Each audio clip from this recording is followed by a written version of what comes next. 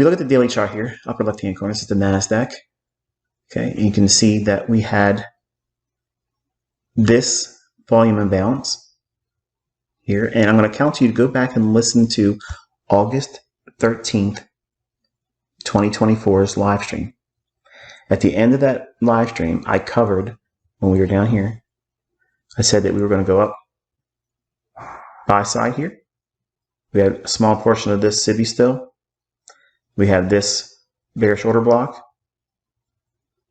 the mean threshold, which is being highlighted here with that dashed red line. That's what it stands for. Bearish order block, mean threshold. So half of an order block is mean threshold. And then I said we had the rejection block. Then we have the wick here. And prior to that, we have this volume imbalance as well. And eventually, if we can get through all this price action in here, then we can contend with something up here. But right now, that's where my focus was. And you can hear that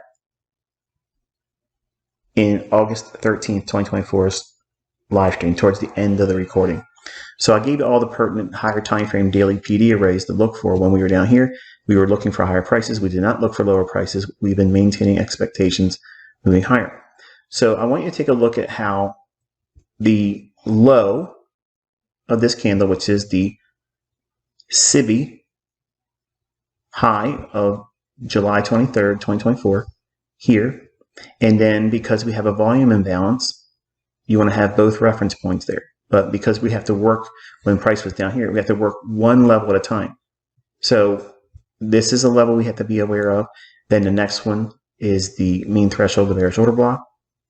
And then we have the high of the volume imbalance inside of the SIBI, which is daily SIBI volume imbalance high on July 23rd, 2024. You'll be able to see that typed out a little bit clearer because it's all scrunched up for me to show the chart like this. But this big down close candle is a sell side imbalance, buy side inefficiency, which is the SIBI on July 24th, 2024. So we were working all through that price action, and then we hammered into the rejection block. We were looking for a run potentially up into this wicks consequent encroachment, and it just fell short of that, which was indicative of underlying weakness. And we saw that big smash down on Thursday. And then today we worked into the mean threshold of that bearish order block, which is the halfway point.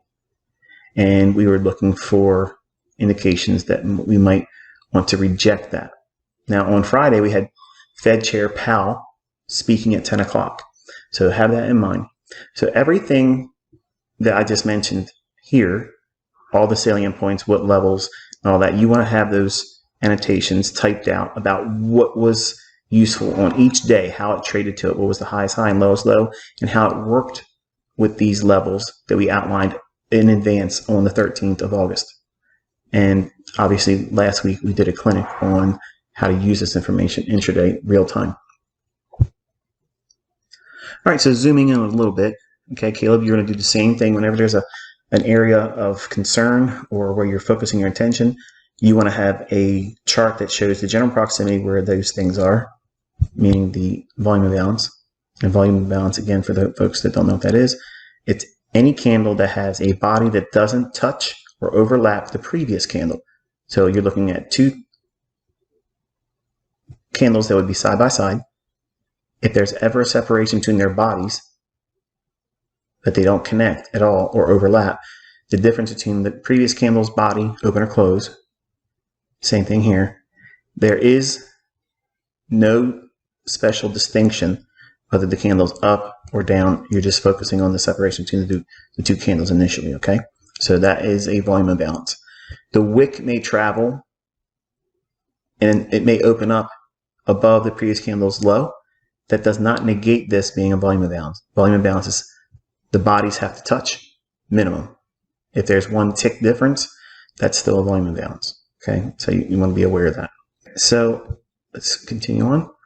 Now what I'm measuring here is the difference between the volume imbalance high on the daily chart. And again, we haven't gone down any lower time frames yet. Upper left-hand corner, you see that.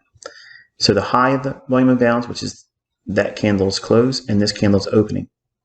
We're measuring that to get a consequent encroachment level, which is 19,904.00. that red line, carry that through. You can see, I think it's respecting that on the high on Friday. I believe so. So August 23rd, 2024, you watched me outline my reluctance in wanting to go long. And then I outlined the short, trading down into low of day. And we'll walk you through that as we go. But you want to have that level on your chart as well. But I'm going to remind you that if we are moving lower and we expect weakness and we have a higher time frame PD array like this, we've already worked 1 candle, 2 candle, 3 candle higher than the volume imbalance. But now we went below the volume imbalance. So the best form of showing respect of algorithm price delivery is that it should not trade into the upper half of that volume imbalance. Okay, so that right there indicates that while it could go against my expectations while I was live streaming, it could very easily have traded above and went beyond where I thought it should go, which it should not go in the upper half. And that volume imbalance upper half, or the premium side of it, is shaded here in pink, indicating that the new day opening gap on August 22nd, 2024, and the daily SIBI volume imbalance high should not be traded to, because we've already went through it 1, 2, 3 times and we broke through. So this candle here, this up close candle here on the daily chart, becomes a bearish order block. So we can use this higher time frame daily chart bearish order block to trade inside the range on a intraday basis on Friday, expecting that we should not get into that upper half of that volume imbalance because we left it decisively. See that? So now we're going to drop in lower time frames. Again, note all the levels here and what they're indicating, and we'll see all those same things when we get into the lower time frames. Before we do, we have the order block itself, and that midpoint here is mean threshold. That's what's being shown here. Okay, so I'm reminding you that that's that level and what that is. So it's 19,881.75. All right, dropping all the way down into a 1-minute chart. Again, I'm taking the liberty of assuming that you have watched Friday, August 23rd, 2024's live stream. So all the details that I was outlining there, in addition to this is kind of like the advanced perspective of what I was utilizing. I also refer to this in the live stream too. So in the 1-minute chart, you'll see me reference this area. I'll say that this is a balanced price range. So it's going to take a real move to get up into August 22nd, 2024 level. The daily SIBI volume imbalance high wasn't even factored because this was the next PD array that would be above that high, but part of this balanced price range. So we're going to look at this segment of price action. And I mentioned that this was a balanced price range. And what does that mean? Well, we have a small little sell side imbalance, buy side inefficiency between this candle's low, this candle's high. So Caleb, you would have that noted. And the market does in fact trade up into it. We wick just a little bit above it. That's fine. It breaks lower, trades to this low, comes right back up and overlaps over all of the price run from that propulsion block. This is a propulsion block because we have a bearish order block. Change in the state of delivery is here. We cross over it there. So any rally back up, we have an up close candle. The up close candle is another order block, but it's kind of like an accelerator. It really kind of like pushes price to expect it to go lower. And the market breaks lower once more. We trade back up into the propulsion block, sells off one more, goes to a lower low than that low. So we have this low, then it retraces all the way back up into the propulsion block, and then finally gives up the ghost and breaks lower and leaves the range defined by that low and that high. So what makes this a balanced price range? We trade down, up, down, up. So we have worked all of this price action in here. back and forth. It's offered efficient delivery, higher and lower. And then once it leaves it on that candle, once it leaves it, it becomes a balanced price range. So it's not a matter of just go up, down, and leave. It's got to go up, down, back and forth, delivering up, buy side, delivering down, sell side. All of this back and forth price action, it's a clear and obvious trading range. So it's balanced. It's going to take a very significant price run to get above this high and above this high. So watching the new day opening gap on the August 22nd during that live stream, you'll hear me say, if it wants to continuously power through, then the next thing would be here. But I tell you very specifically, I am not interested in going long because of the factors over here and what I've outlined on the daily chart. So this is a balanced price range. Balanced price ranges are very difficult to get through. Buy side or stops above this high here would be called high resistance liquidity, meaning that it's going to take a lot of movement, something very significant, in this case, manual intervention, where the algorithm is overridden by a manual intervention. So they reprice aggressively there because they just want to mess with everything that's in the marketplace. And that can sometimes happen. Just look at FOMC, just look at non-farm payroll, look at CPI, PPI, those types of events.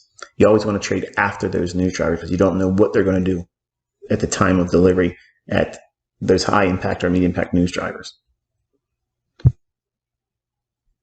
So whenever you have a balanced price range, you want to extend that throughout the day. I did not have that on the chart, but I have these levels on a notepad. So I'm watching it, and you can see how quickly the chart gets very, very busy. While you're learning it, it may be beneficial for you to have this on your chart, which is what I'm teaching my son to do. Okay, so just know that we're looking for these things to have an effect on our perspective on price action, seeing what price may do around them.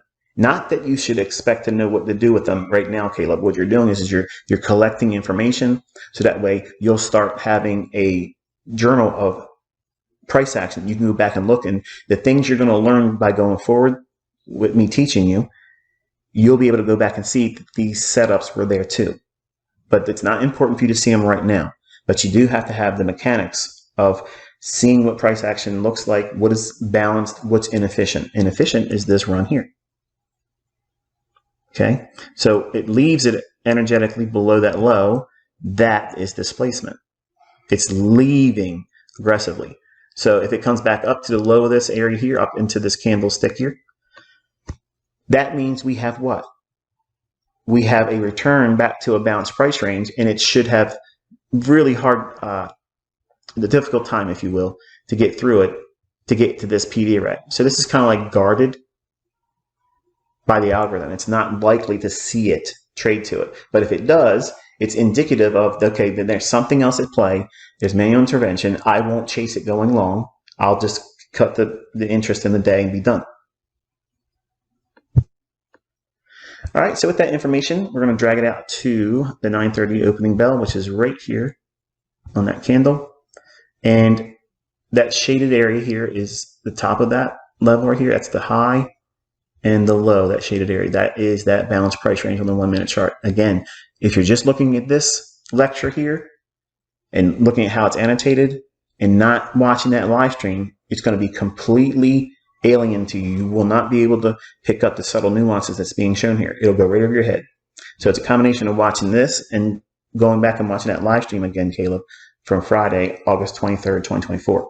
It's not that long. It's like an hour and 15 minutes or so. It's not that big of a deal. So we have the opening bell, first tick here. That is the beginning of the opening range. Opening range goes to 10 o'clock. That's essentially right here. And it started going higher. If you notice, this is your very first fair value gap inside of 9:30 to 10. During the live stream, this is why I have to remind you to go back and look at it. When I toggle between electronic trading hours, is what's being shown here in the lower right-hand corner, I toggle to regular trading hours, which you'll see in a moment. This fair value gap does not appear because you're looking at regular trading hours. The first tick is here. So you're not even going to see any of this here. So because we have a minimum expectation of 931, and then after. We don't want to use any fair value gaps that start with 930 to 931 to 932, because if you toggle back and forth between regular trading hours by clicking this right-hand corner of your trading view where it says electronic trading, if you change that to session regular trading hours, the very first 930 fair value gap, if there is one, won't exist. So you want to disregard that. So this is the one, and go back and listen to the live stream, okay? Because I actually make a very special notation about that. So this is the one you want to have, and you want to project that out and look at the observation here and here, then rallies at 10 o'clock. So we have the initial opening range of 30 minutes trading from here to here. So what do we have? High, high, low, low. And what I was asking is, I want to see, does price want to go down, upset this first, and then if it would have done that, I would have been looking for it to trade here and treat that as an inversion fair value gap. But because we had both 930 high, relative equal high, this low and this low, both being what? Relatively equal. So what did I teach you going into the 2024 mentorship, Caleb? If we have both and they're obvious, both buy side clean equal highs, sell side clean equal lows, wait for the first one to be taken. So which one was taken? The buy side. So this is all fake. This is all a fake run. And how far can it go up? I'm going to sit still, no problem. But then I watched it drop down. If it would have started to accumulate in here, where between this candle's low, this candle's high, midpoint of that is consequent encroachment of this buy side imbalance, sell side inefficiency. If it would have went down, what do I mean by I don't want to see it accumulate? I don't want it to go down here, stop, build a candle, build another candle, build another candle. I don't want to see that. I want to see it do this. Drop down, reverse out of that, and pump up even more. Here's a high. The high goes right to the daily SIBI, sell side imbalance, buy side inefficiency, from July 23rd from the daily chart. Hits it. It sweeps above the new day opening gap. That's what you want to see. It drops back down. Does it accumulate at the midpoint of that buy side imbalance, sell side inefficiency? No, it doesn't. It runs, makes a higher high. What's it trading to? July 22nd, 2024's bearish order block on the daily chart's mean threshold. And what does it leave? Relative equal highs. It drops once more. We don't want to see it accumulate in the midpoint of this buy side imbalance, sell side inefficiency. Does it accumulate? No. It creates a higher low. So we're building what? Sell side. What's below here? Sell side. It has not been traded to yet. So we have the market rally up, and then we create this little gap here. I'd annotate that, and then we rally above, treat it as support, and now what's it going to reach for? Right in here is buy side. And I don't want to see it trade up to the new day opening gap of August 22nd. I want to see it just bump above that relative equal high. So as it runs up, turtle soup. Breaks back down, crosses over the bearish order block. And I told you, if it's good, it should rally from here and hit that. If it's really, really bullish, it should run up there. The failure right here, once it did this, I noted that I said, in the live stream, I said, did you notice that it failed there? It couldn't reach the new day opening gap. That is indicative of weakness. Once this candle here swept down below that opening price of that candle right here, that's the change in the state of delivery. So every cross above that price action, key point right there, the opening price, that's a short. Anywhere in there is a short. Between that and the mean threshold of the July 22nd, 2024, that is a short. This is the turtle soup. This is the validation of a bearish order block. And anywhere in between that price point and there afterwards is an opportunity to add pyramid, build, build, build. And then the market breaks down. It crosses over the August 20th, 2024's new day opening gap. Next candle, rally up. What are we touching? Daily SIBI high from July 23rd, 2024. Bam, hits it, breaks lower, I was talking about this as it's happening. I said, I want to see it trade below this gap here. I want to see it go below it and then come back in, use the lower half of it. Do not trade above the upper half. We want to leave this portion open. The market drops down to the next new day opening gap. And I mentioned it could go back up there, but if it does go up there, it needs to reject it aggressively. It needs to move away sharply, just like that. And it needs to keep the upper half open, unfilled. And that's exactly what we saw on Friday. And the market starts to drop precipitously, aiming for what? Relative equal lows. That's initial or minor sell side. Now, Caleb, you can do that here because this low is lower than that one. So these are relative equal lows. But if you're not going to annotate that, you absolutely have to make reference to these and these, because that is your opening range sell side liquidity that has not been tagged or engaged. All of this is Judas swing, all during 10 o'clock when Powell starts speaking. So this is all manual intervention. This is the hand, if you will, knocking out individuals that were already short here. I'm not going long. Go back and watch the live stream. They run it up, no problem.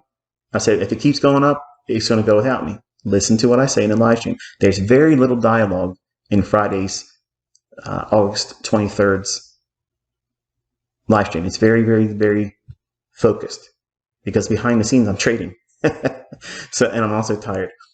So it rallies one more time and makes these relative equal highs, comes back down. It does not accumulate inside that buy side of sell side inefficiency. The fact that it doesn't create multiple candles in the midpoint of here means that it's going to go down and then sharply run higher. So I'm going to expect what? Another drive above this high. And then another drive above this high. Why? Because this did not accumulate down here. So it means this is just running down real quick and they're going to send it one more time as a pump. Don't take my word for it. Go back and look at price action, or if you've been trading for a long time, you'll see a lot of this happening and it's going to repeat. It's a signature. Okay. So the market creates this gap here. After running above here, we want to see it pass that over and become a inversion fair value gap. We like the idea of the buy side swept here. So now the market should be in a sell model. Consolidation, rally, all of this is manipulation. Break lower, smart money reversal. Hello. Low risk sell. See the fair value gap, Caleb? You can annotate that. I'm keeping it off the chart, but you do this on yours. And then we break below the old new day opening gap and go below this fair value gap. And we want to see it act as an inversion fair value gap. Watch the live stream. I'm expecting this before it even happens. Comes up, we want to leave the upper half open, hammer it. Breaks. Careens below here, below here, below here. And then what is it working towards? What I opened the live stream up with, mentioning that I like the new day opening gap for August 23rd, 2024, which is Friday's price action. I like that it was inside of the old new week opening gap on August 18th, 2024. That being the high of it and the low of it, and it's sitting right here. That's beautiful. When they nest like that, that is like a huge black hole. It's going to draw price into it. It's so easy to anticipate that that's where it's going to draw to.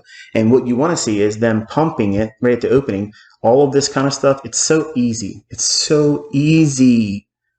You can hear it in my voice. I'm bored. I'm like, I'm not interested in going long. And I tell you that all of this is not real. We're going to be lower later on.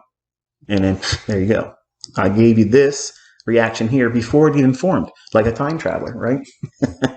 So how much further, if we didn't have the new day opening gap down here or the new week opening gap, what else would we be looking for? Well, let's ring in the benefit of having that segment of price action right up there. What do you think that is? That little pink shaded area is my event horizon. Whenever you have a new day opening gap or new week opening gap above and below where you think price is going to draw to, between a new day opening gap like we have here and the low of that new day opening gap there, if you take your fib and measure that and you put quadrants on it, the upper quadrant, the midpoint, and the lower quadrant, that right there is my event horizon. Notice how it's nesting beautifully where you create the relative equal highs, and then one more time it pumps it above it. Does the body stay inside of the event horizon? Yes. It doesn't even go above the upper quadrant. So midpoint between new day opening gaps and new week opening gaps, the algorithm will reprice to. Like a black hole, it'll draw price into it. There generally won't be very obvious things, but obviously as Inner Circle Trader, I'm ICT, so I'm going to show you things that the average bear ain't going to see. I'm going to show you what retail can't see, okay? And I'm taking you into where you're not seeing stuff in the candlestick. It's outside the spectrum of a candlestick.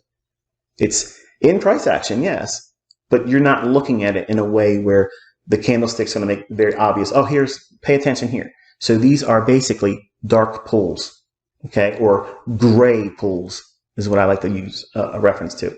There's other gray pools, there's other PD arrays I have that are very similar to this. Not all of them will I teach, okay, but I might share one more during this mentorship, no promises. But Event Horizon is something I share with my private students, and it is a midpoint between a new week opening gap and a new day opening gap, or a new week opening gap and a new week opening gap, either or. It could be one of the boundaries above or below. They don't need to be new week opening gap compared to a new week opening gap. Find the middle point. It can be either new day opening gap or new week opening gap. Okay, so there's no preference. There's no special significance or strength added to it. If it's new week opening gap to new week opening gap, that's not what we're doing here. It's any one of them, but wherever they're in close proximity to one another, using the IPTA data ranges. What is that? It can't be older than 60 days. So your look back with your new week opening gaps, you can't use one that's older than 60 days look back. Why? Because that's 3 months. Once you go past 3 months, the algorithm can use all of them, but I'm using that range of look back as a maximum of 60 days. So for those that want to know how many days can I keep a new week opening gap on, if you want to hold on to them longer than 5 weeks, just remind yourself that if it's older than 60 days, I'm not generally looking at all that, with too much interest, okay, especially if I'm going to be using Event Horizon PD array. So that is your Event Horizon. Look how beautiful that is. And there's the inversion fair value gap. And I outline that real time before it even happens, before it even becomes an inversion fair value gap. I already had it over here. Go watch the live stream. I know it's like magic, isn't it? So if we watch how it dives below the sell side liquidity, the question is how far can it go below that, even if we didn't have the new day opening gap or the new week opening gap here, which I gave to you at the beginning of the live stream on Friday, August 23rd, 2024. So we were there. This is regular trading hours.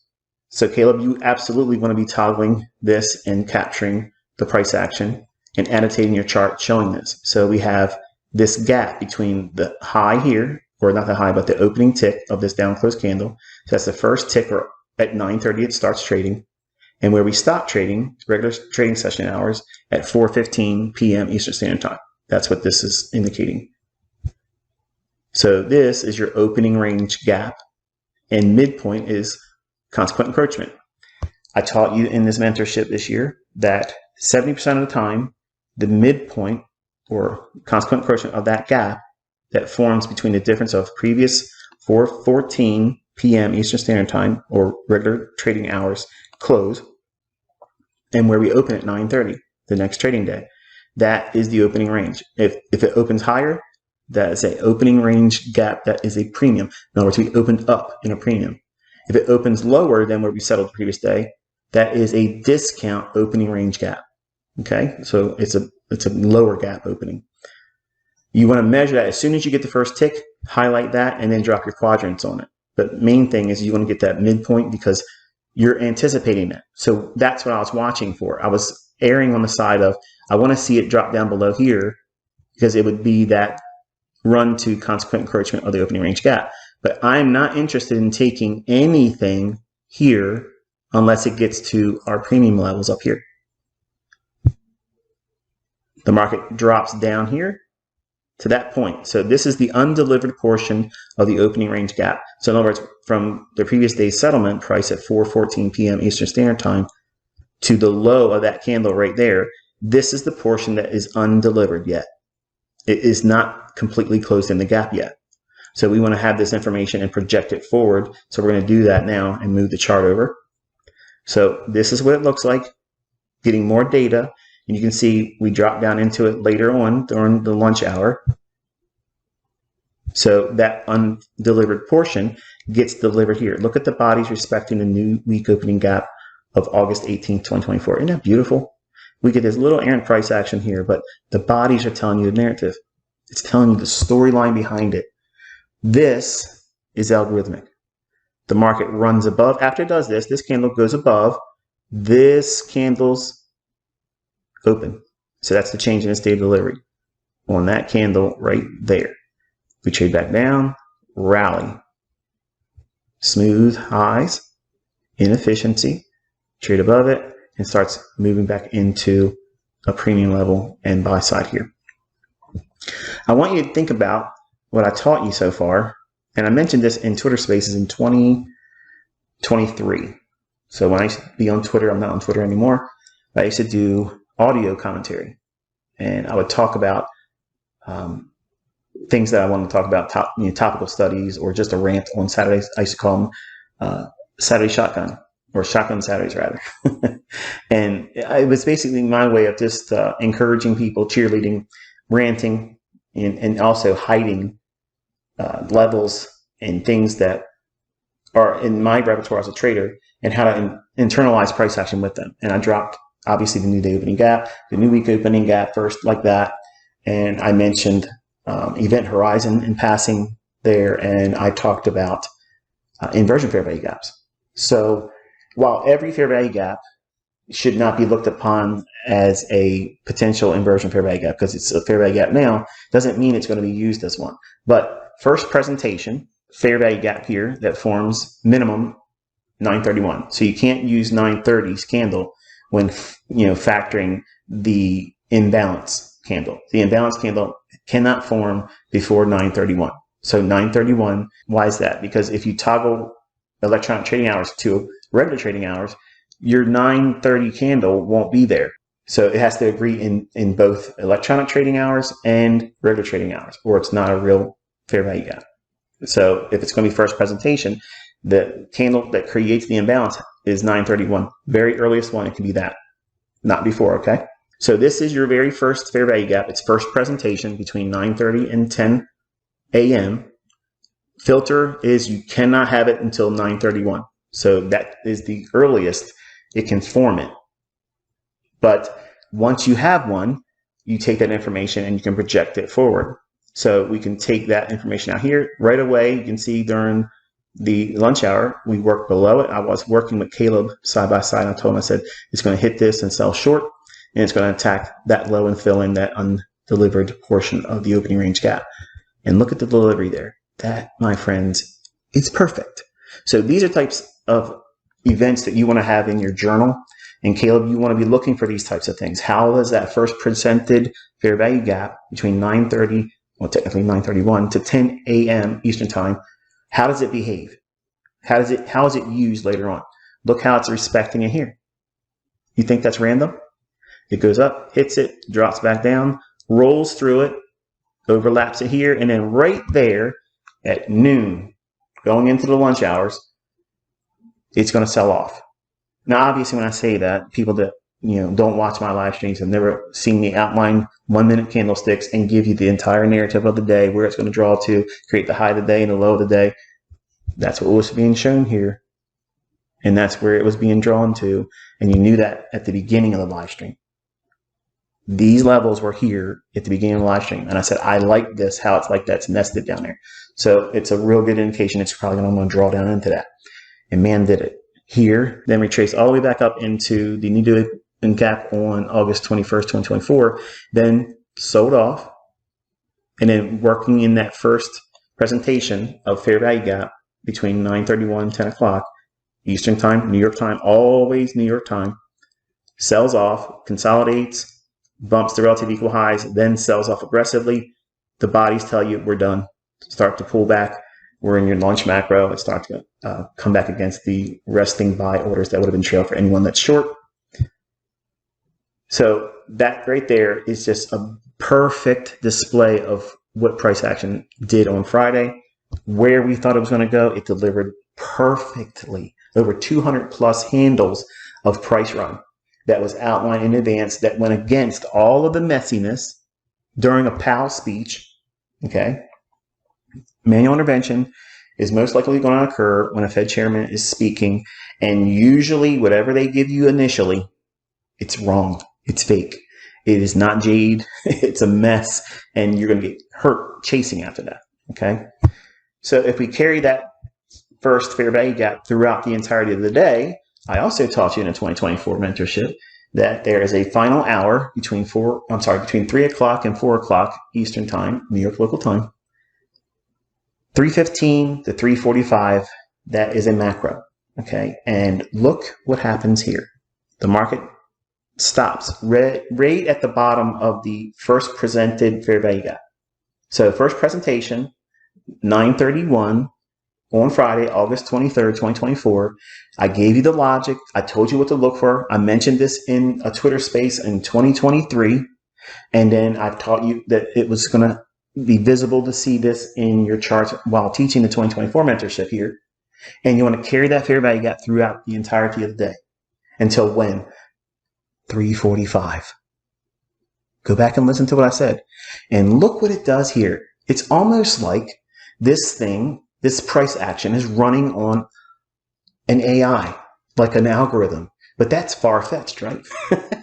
So the market goes down and creates the very low at 3:45 at the bottom of the very first fair value gap that I told you. Good old ICT, Caleb's daddy. I told you that that's going to be useful carrying it that far, and it hits it perfectly right then and there. Now tell me, that's buying and selling pressure? Is that what you're telling me? That's not what that is, folks. That is absolutely coded logic based on time and price. When they both agree, you got magic. And where does it trade to? Right back up to a previous new day opening gap and swipes above the short-term high there for a buy side. And then it just meanders around into the close. Folks, I want you to think about what I'm showing you here. Take copious notes each day when I'm doing the live stream. And where I'm prompting you to do screenshots if I'm doing it. I may forget to do it because if I'm doing it like I did on Friday, I was actually trading behind the scenes and engaging price action. But when I give you things to, okay, you want to screenshot this, you want to screenshot that, you might want to write that down time-wise.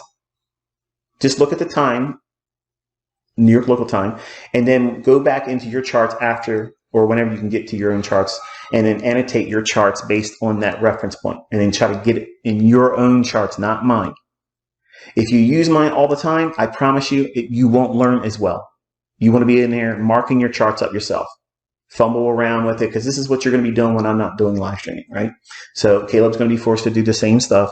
Caleb won't have my charts. He won't have my notes. He won't have my annotations. He's going to be forced to do these types of things. So the only thing you're really focusing on now is what creates the high and low of the day. I showed you I can call that and outline it beforehand and do it live, which is what I did on August 23rd, 2024 on YouTube in the presence of about 17,000 people. And here we have the very specifics of what you're doing, how to screenshot it and log it. Everything that you observe here, it may not be just the things I've mentioned here. It may be other things, other order blocks, other fair value gaps, and make reference to them. Don't be afraid to annotate something that you may think is significant now, but later on you'll discover it wasn't that big of a deal. That's progress. That's the thing you're going to see in your journaling. Your journaling will be much more specific, and you'll have far less things that are not important, and they'll be the things that are most salient. But how do you start doing this initially? And first presentation, time of day showing where the new day opening gaps and new week opening gaps, opening range gap, first presentation, fair value gap. Caleb, that's your number one. That's your go-to. And you want to keep doing this every single day for the rest of your career. Every single day. And then you're going to start learning from this. This is going to be your baseline. So hopefully you found this one insightful. And Caleb, now you have a baseline to work with, so I expect to start seeing these things on a day-by-day basis. And until I talk to you next time, be safe.